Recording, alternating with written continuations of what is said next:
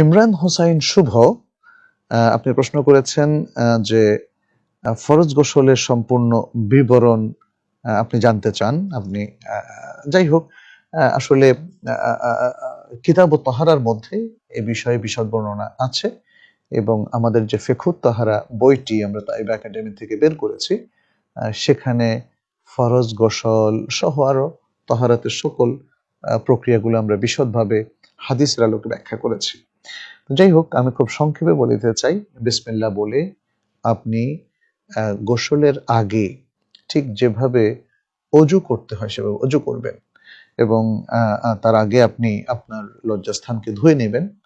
তারপরে বিসমিল্লাহ বলে আপনি অজু করবেন, ঠিক যেভাবে আপনি সালাতের জন্য অজুটা করেন, শুধু পা ধোয়া ছাড়া।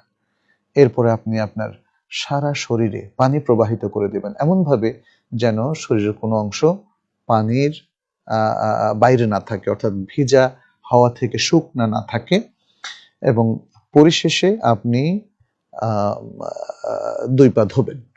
তো এর মধ্যে আপনার কানে, নাকে কিংবা যে সমস্ত জায়গায় পানি ঢোকাতে হয় বা কুলি করা, এই কাজগুলো আপনাকে সম্পাদন করতে হবে। তাহলে খুব সংক্ষেপে আমরা ফরজ গোসলের বিবরণটা জানলাম।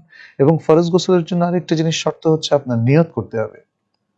কেউ একজন, তার উপর গোসল ফরজ হলো, সে হয়তো ডাব পাড়ার জন্য নারকেল গাছে উঠলো, ফট করে পুকুরে পড়ে গেল কোনো নিয়ত ছাড়াই, তার গোসলটা কিন্তু হবে না। যদিও ওলামায়ে কেরাম কেউ কেউ বলেছেন যে সে যেহেতু ভিজে গিয়েছে, ডুবে গিয়েছে এবং তারপরে সাঁতার জানে উঠে গিয়েছে, তার গোসলটা হয়ে গেছে। তারা মনে করেন যে এই ধরনের ব্যক্তির জন্য নিয়ত শর্ত নয়, কিন্তু বিশুদ্ধ কথা হচ্ছে তাহারাত একটা ইবাদত, অতএব প্রত্যেক ইবাদতের জন্য নিয়ত শর্ত, যেহেতু রাসূল সাল্লাল্লাহু আলাইহি ওয়াসাল্লাম বলেছেন ইন্নামাল আমালু বিন্নিয়াত। অতএব নিয়ত ছাড়া তার তাহারাত অর্জনটা হবে না। তার গোসলটা হতে পারে, বাট তাহারাত অর্জনটা হবে না। ফলে গোসল করে যদি কেউ তাহারাত অর্জন করতে চান, সবার আগে তাকে নিয়তটাও করতে হবে, তারপরে যেভাবে আমরা বলেছি সেভাবে গোসলটা শেষ করতে হবে।